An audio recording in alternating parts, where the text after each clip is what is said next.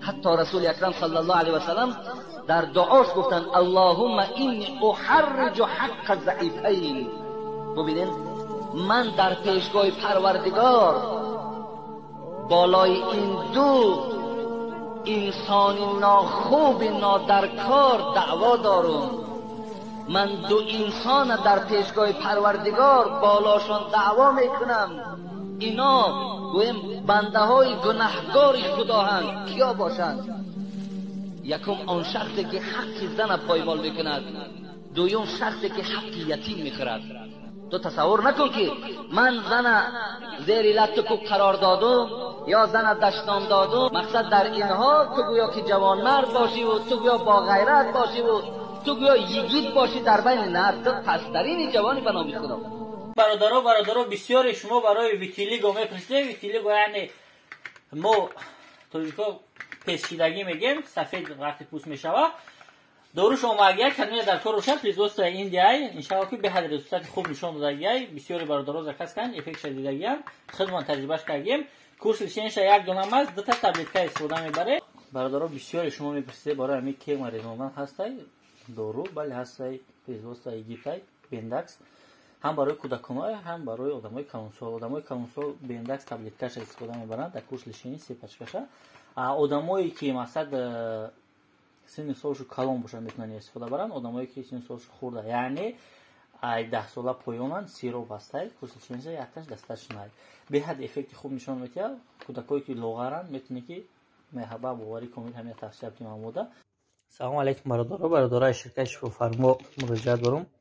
بسیار سامنوان دکته اومگی از اندونزیا 8-12 کیلو بسمیته انشاءالله از ما شماش نه تا 15-20 کیلو را خدمت در کار روشه زنگ بزنید مرحمت انشاءالله که روان میکنیم با همه شهر را. ما و شما خواهرهای ما و شما به قدر اسلام برسن چند اقتباس از تاریخ از زمانهای پیش از اسلام و پیش از محمد صلی الله علیه و سلم بهر شما مثال میارم. البته اگر معلم های تاریخ باشن یا کسانی که در نزدشان همین تاریخ هایی که نام میگیریم اگر وجود داشته باشند می توانند که با این تاریخ ها مراجعت کنند. در این تاریخ ها این سخن هایی که الحال من میارم البته درج شدگی هستند.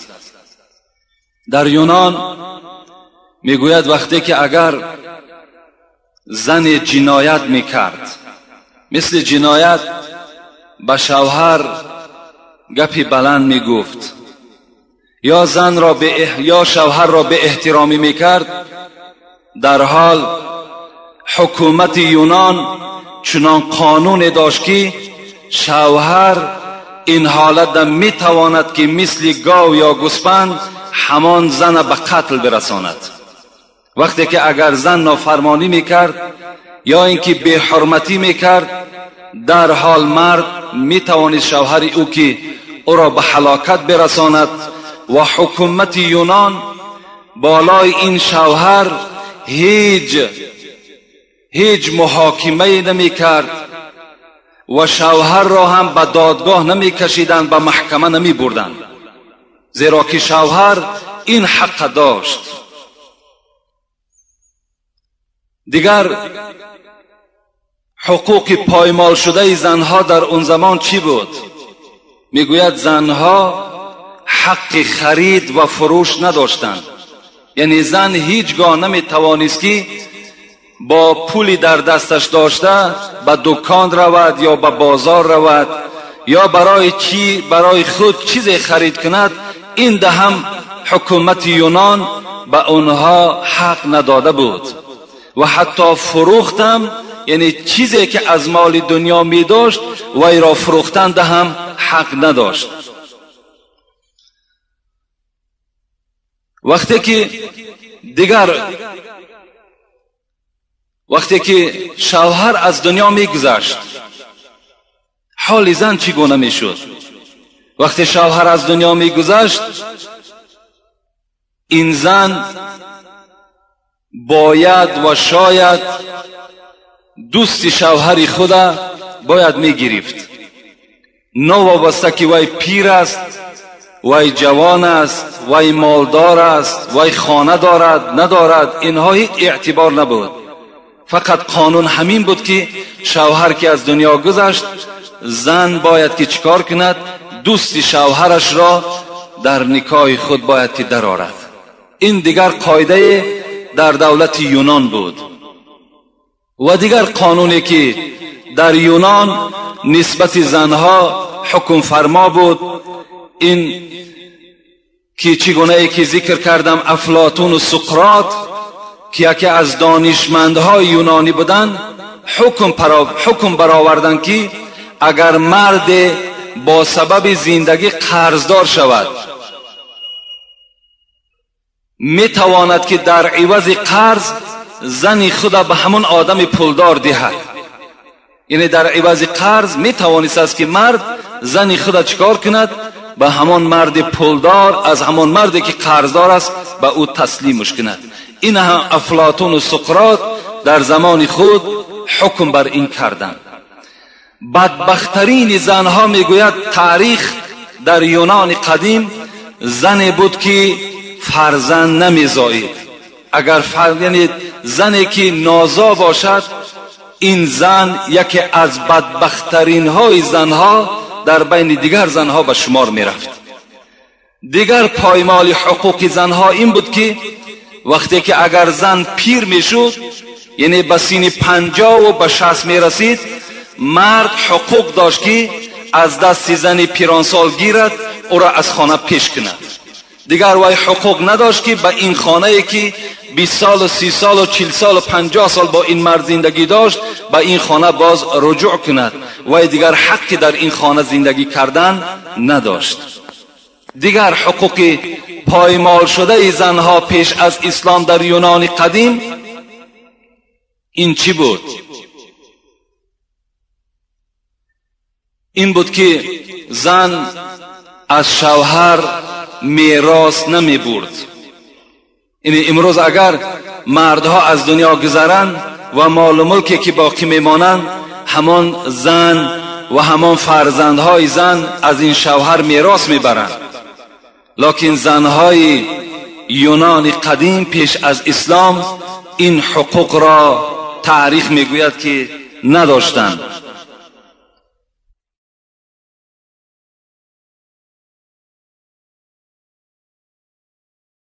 این در یونان قدیم بود. بغیر این عقیده مردم دانشمندهای یونان این بود که زن فقط برای فرزند است و خلاص. یعنی از زن فقط گرفتن همان طول است، همان فرزند است و بس، و دیگر در هیچ معامله کار نمی آید مگر فرزند او برای همون دیار و برای همون زمان عزیز بود و خلاص. خود زن دیگر هیچ قدر و قیمت نداشت. میگذاریم به دولت استرالیا. میگیم ما و شما در دولت استرالیا تاریخ میگوید زمانهای پیش از اسلام چی بود؟ از همه بدبختیش همین بود که اگر کمی میگوید قحطی می آمد، اگر کمی نارسایی اگر در گوشت پیدا می شد، زنها را همچون حیوان استفاده می بردن و گوشت او را مردم همچون گوشت گاو و همچون گوشت گوسفند می خوردن. این در دولت استرالیا بود. این تاریخ میگوید، دنیا تاریخ است، در همون تاریخ بیان میکند. دیگر قاعده بیرحمی و بی انصافی که پیش از اسلام در همین استرالیا وجود داشت این بود که شوهر وقتی از کار می آمد، آن چیزی که از طعام در خانه وجود داشت پیش شوهر می آوردند. شوهر طعام ها را می خورد، باقی مانده ای که از او می ماند همون باقی مانده حق زن بود. یعنی زن با همراهی شوهر در یک دسترخوان نشستن جنایت بود. هیچگاه حقوق و قانون همان زمان اجازت نمیداد که زن همراه شوهر در یک دسترخوان طعام خورند، بلکه شوهر خورد تمام کرد باقی مانده او را بعد میتواند که زنها استفاده کنند. و دیگر قانون جنگلی و بدبختانه که پیش از اسلام در استرالیا بود، این بود که زن با فرزند خود در یک خانه نشستن حق نداشت یا نمی توانست که فرزند خود نوازش کند. این ده هم دولت همان زمان به زنها حقوق دادگی نبود. دولت روم، دولت عربی که از بین آنها این آفتاب تابان برآمد و دنیا را روشن کرد. در دولت عرب چگونه معامله نسبت زنها وجود داشت؟ از همه بدبختتر، از همه زیشتر، از همه بدتر تاریخ دوره جاهلیت عرب هاست. میگوید در دولت عرب ها، پیش از آنکه دولت عرب ها را برای شما بیان کنم، میخواهم از دوره های زردشتم به شما بیان کنم.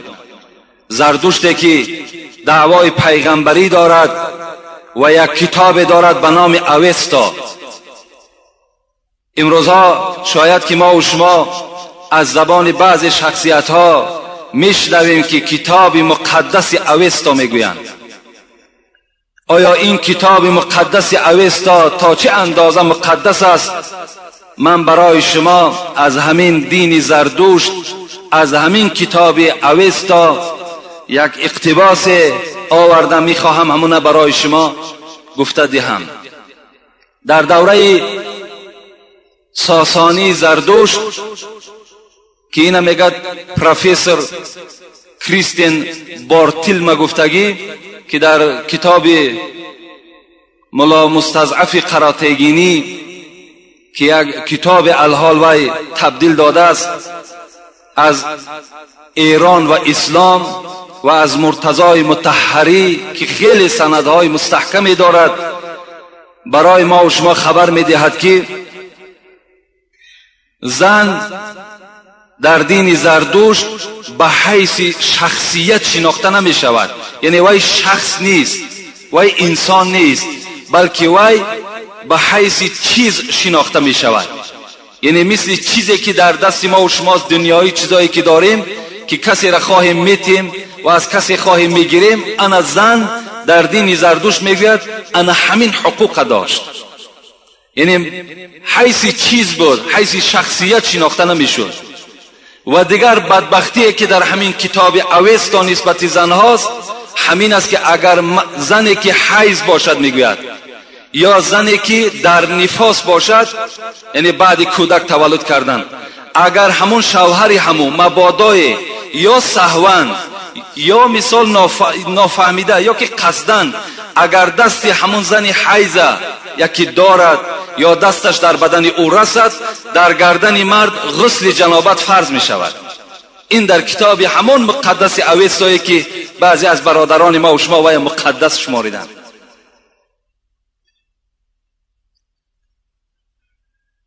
و دیگر مسئله های درشت در این دین زردشت و در این کتاب اوستا موجود است که در کتاب اوستا آب، خاک، آتش، اینها خیلی چیزهای مقدسی هستند. حتی همین زردشت گفته بود است که من در آسمان دوم وقتی برآمدم یک گروه دوزخیان دیدم. وقتی پرسیدم که اینها به سبب چی دوزخی شدند، گویا که خداوند به زردشت گفته باشد که اینها به آب گرم آبازی کردن، غسل کردن، از این خاطر اینها دوزخی شدند. در دین زردشت به آب گرم یا به آب غسل کردن، آبازی کردن سبب دوزخی شدن انسان میگردد.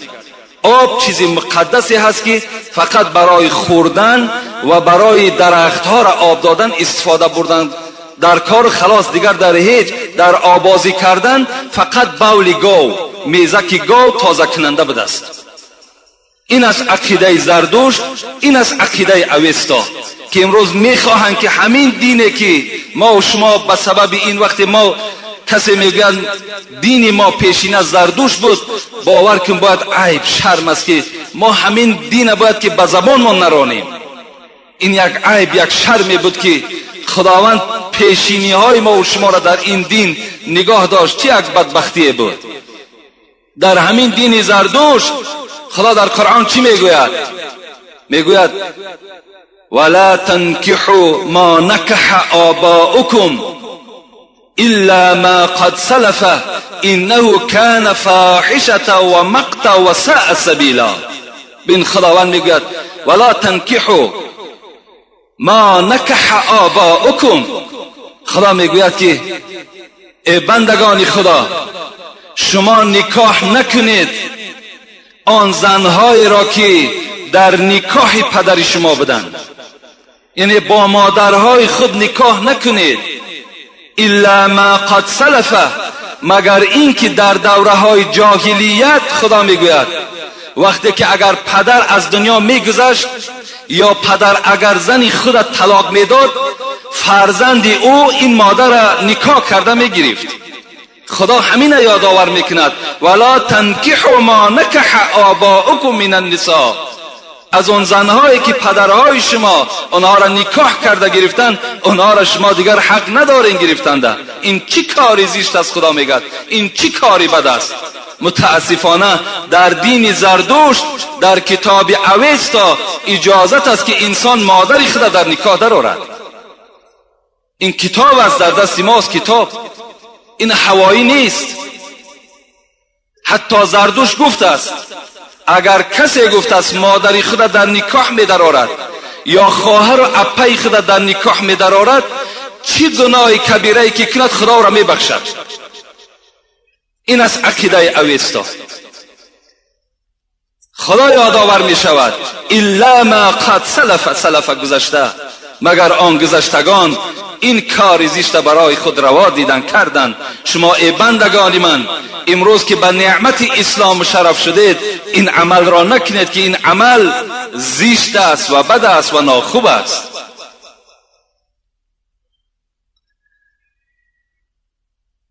در عرب چگونه که ذکر کردیم چه تاریخ بدبختانه داشتند، چه تاریخ ناخوب داشتند، چه زمانی بینهایت بد را از سر خود سپری کردند. از همه بدبختیش در همین است. من همگی دو اعمال بدی آنها را برای شما یادآور می شوم که زنها در زمان پیش از اسلام در عربستان، در مکانی که پیغمبری خدا تولد شدند، چگونه معامله میکردند. یکم، خدا در قرآن میگوید اعوذ بالله من الشیطان الرجیم بسم الله الرحمن الرحیم وإذا بشر أحدهم بالأنثى ظل وجهه مسودا وهو كظيم يتورى من القوم من سوء ما بشر به إلا أن يمسكه على هون أم يدسه في التراب ألا ساء ما يحكمون. صدق الله العظیم. خداوند از زمان جاهلیت عرب یادآور می شود به ما و شما. خداوند می گوید هر وقتایی که به اینها مژده تولد دختر داده می شد، یعنی می گفتن که ای برادر در خانه تو دختر تولد شد، اذا بشر احدهم بالانثى، انثى گفته همون دختر می گویند. خدا میگوید وقتی که به اینها خبر داده میشد که در خانه تو دختر تولد شد، ظل وجهه مسودا، خدا میگوید در حال چهره این مرد سیاه میشد و هو کظیم، و چنان غضبناک میشد، چنان غضبناک میشد و چنان چهره وی سیاه میشد از شنیدن مژده‌ای که در خانه تو دختر تولد شد. یتورا من القوم من سوء ما بشر به. خدا چی میگوید؟ میگوید که این مرد وقتی که در خانه‌اش دختر که تولد میشد، در حال از قوم رو میگردانید، پشت میگردانید. در بین مردها دیگر خودم مرد گفتن میتوانست از ننگ و از ناموس و از این کاری که در خانه او پیدا شده است. ایمسکه علی هون، خدا در دوام آیت میگوید، او یدسه فی التراب، خدا میگوید که این مرد در خیال خود چی میگذرانید؟ میگفت که یا با این ننگ یا با این بیقدری در بین مردم روز میگذرانم، او یدسه فی التراب، یا اینکه این دختر باید من زنده به زنده باید در گور جا کنم. الا ساء ما یحکمون، خداوند چی میگوید؟ میگوید چه حکمی ناخوب کردن، چه حکمی زیشتی را در بین خود روا دیدن این مردم عرب. الا ساء ما یحکمون. این آیت دلالت بر این میکند که دوره های جاهلیت عرب پیش از آمدن پیغمبر خدا نسبت زنها این معامله را روا می دیدن که اول با پیدا شدن دختر، با تولد شدن دختر در خانه چی غم و دقت، چی مصیبت در اون خاندان پیدا می شد و این مرد به نهایت بی‌قدرترین مرد در بین همه مردها به شمار می رفت و باید که چیکار میکرد؟ باید که این دختر را میگرفت، چه در حالت نوتولدی یا اگر کمی او را تربیه میکرد به 3 ساله و 4 ساله میرسانید، برده یا در چاه میپرتافت یا در گور و زنده به زنده گور میکرد. این خداوند در قرآن برای ما و شما حکایت کرده ایستاده است. از این خاطر هم اگر نظر کنین در سوره تکویر پاره 30 از قرآن آیت 8 و 9 از او خدا چی میگوید؟ و اذا الموعودة سئلت بأی ذنب قتلت. خداوند در روز قیامت از این ظالم ها، از این بدبختانی که در دوره جاهلیت فرزندهای خود زنده به زنده برده در گورها جا کردن، از اینها نه.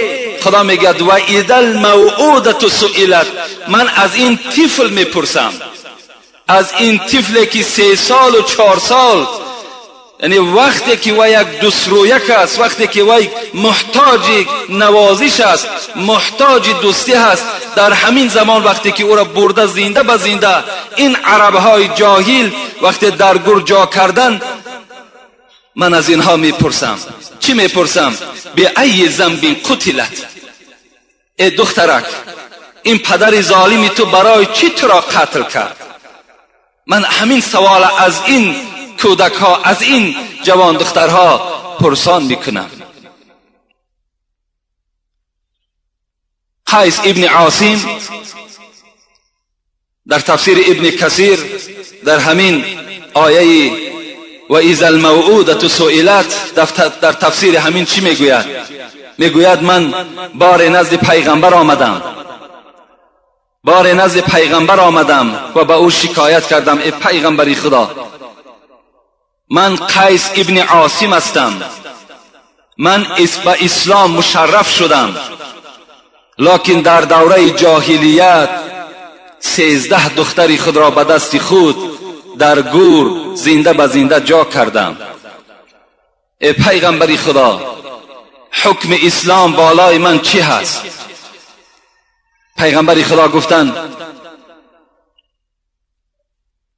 رفته گفت چند غلام آزاد کن، در هر سری این دختری که تو زنده به زنده گراندی، در سری هر کدام این یک غلام را آزاد کن. قیس ابن عاصم گشته گفتن پیغمبری خدا من اشتری زیاد دارم. رسول اکرم گفتن مادام اشتری زیاد داشته باشی، سری هر یک فرزندی که تو به قتل رسانیدی قربانی کن. و خداوند به حرمت این کلمه لا اله الا الله محمد رسول الله که تو اظهار کردی، خداوند گناههای جاهلیت تو را می بخشد. سعسعه هم که در تفهیم القرآن ابو اعلای مودودی در تفسیر همین سوره، در تفسیر همین آیت که پدر یکی از شاعرهای خیلی مشهور عرب بود، صعصعه، نزد پیغمبر آمدم و گفتم ای پیغمبر خدا، من در دوره های جاهلیت نگذاشتم که 360 دختر محله ما را زنده به زنده برده در گور جا کنند. وقتی پدر و مادر او اراده میکردند که این دختر را برده در گور زنده به زنده جا کنند، من از جانب هر فرزند آنها 2 اشتر میدادم تا که اون دختر را به وایه برسانند. پیغمبر خدا، آیا اجر من، ثواب من چی هست؟ پیغمبر گفتند همین اسلامی که تو مشرف شدی، انا همین اجر همان دوره جاهلیتی تو هست. همین اجر همونی است که تو این 360 دختر در سبب شدی و اونها را زنده به زنده در گور جار نکردن. این گونه قصه های از دوره های جاهلیت پیغمبر بهر ما و شما آمدگی هست. حتی من برای شما میخواهم، برای آنی که شما باوری کامل حاصل کنین که هر یک سخنی که من بهر شما خبر میدهم از کتابهای معتبر هستند و همه اینها سندهای قوی دارند، سندهای ضعیف ندارند، تا که فهم شما زیاد شود، تا که مادرها و خواهرای ما با قدر این اسلام عزیز برسند که از آمدن اسلام، از قدوم اسلام، از قدوم پیغمبری خدا، چه دحیه کلبی در زمان پیغمبری خدا حیات به سر می برد. میگوید 60 سال حیات خود دحیه کلبی در کفر گذرانیدگی بود و پادشاهی را هم به عهده داشت. 700 نفر، صاحب درة الناصحین میگوید 700 نفر میگوید از اولادهای پیغمبر خیش قومیتش در زیر دست همین دحیه کلبی کار میکردند، روز به سر میبرد.